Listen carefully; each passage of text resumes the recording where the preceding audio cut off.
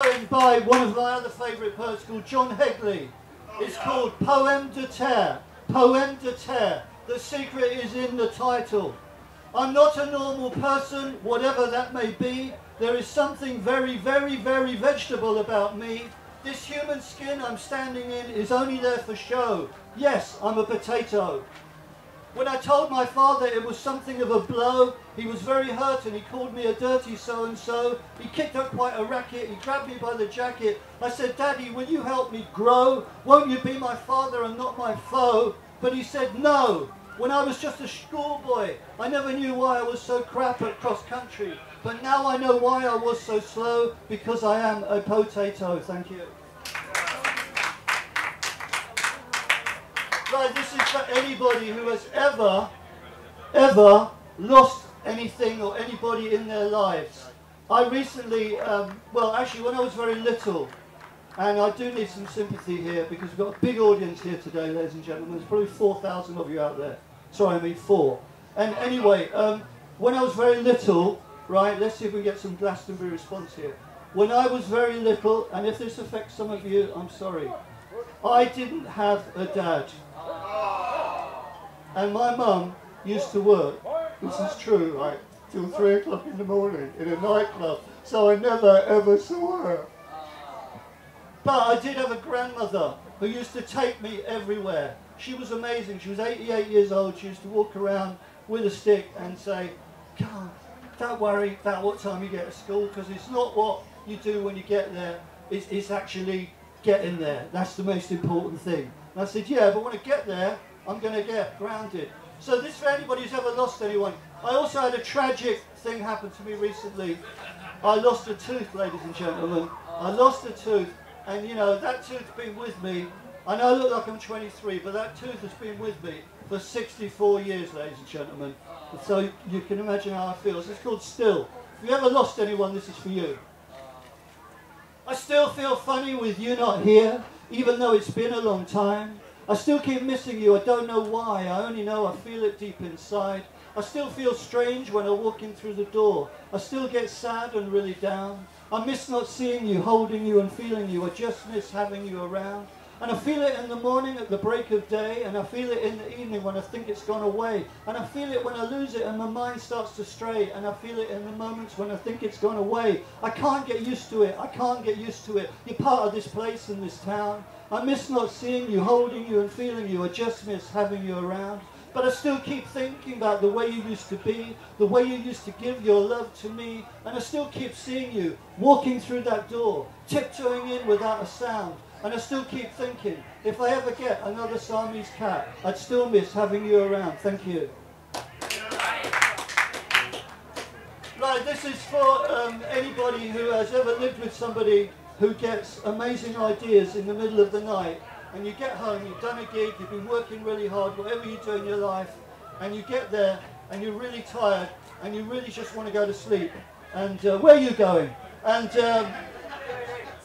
it's all right, they're my 3 children from a previous life. Not really.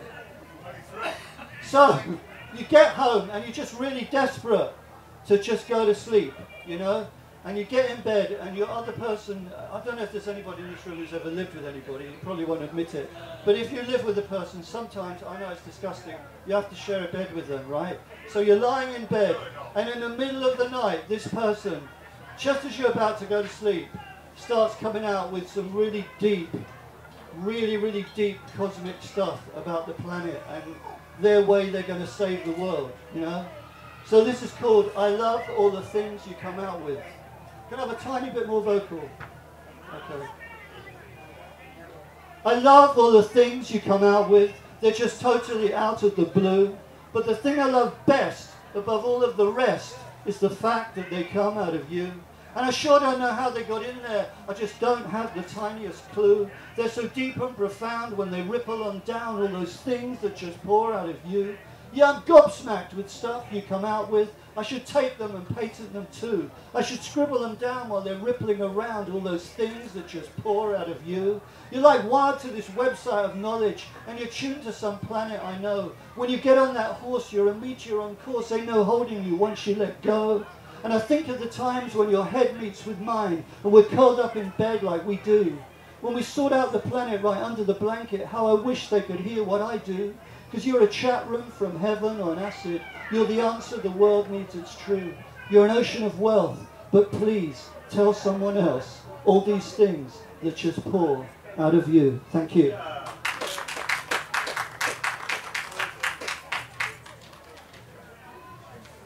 Right, we've had, Peter's told us a poem about the 60s, and it's the 40th anniversary of the Canal Trust, and I'll tell you what is amazing, I've never ever performed so close to a horse, ladies and gentlemen, and at one point there was a bigger audience for the horse than my poetry, so I think horses are the new rock and roll, ladies and gentlemen.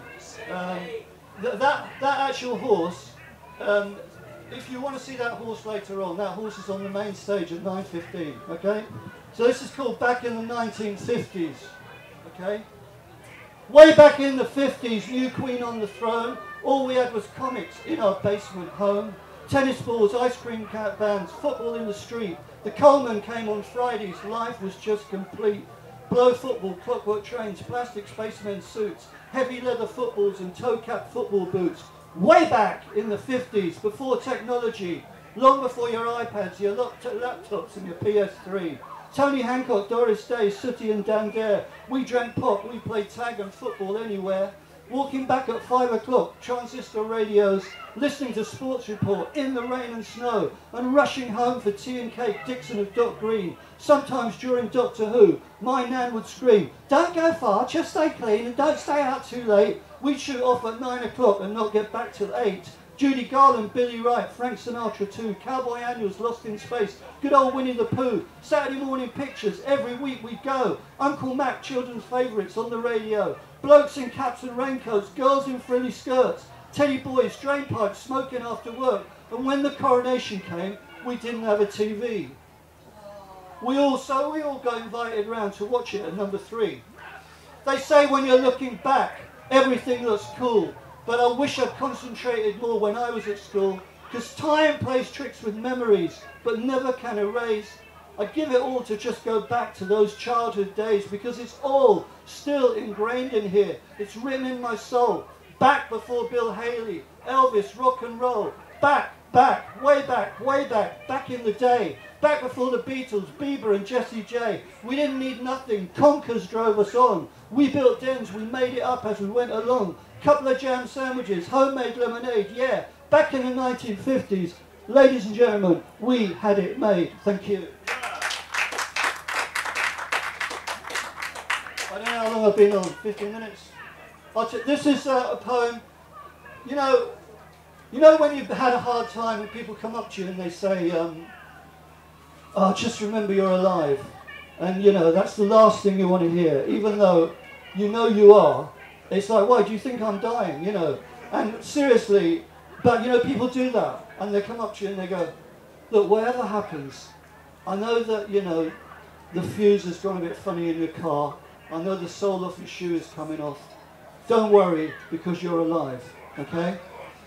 I still think it is important, because actually, 99% of the time, we actually forget we're alive, okay? Get really deep here. So this is a poem reminding you that there is only one you. I'm going to put this drum machine on. If it's too drum and bassy, you can all like move back, because there's plenty of room.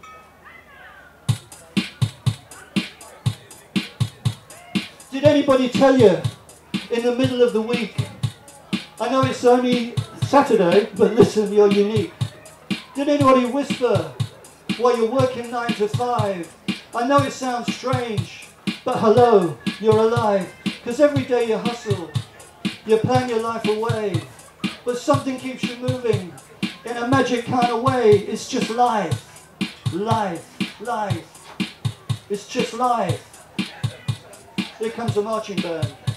If you're crying at a funeral or smiling at a bride, if you're sitting there when someone's born or watching someone die, if you're living in a jungle, if you're living in a city, if you're totally disabled, if you're really, really pretty, well, here's a quick reminder.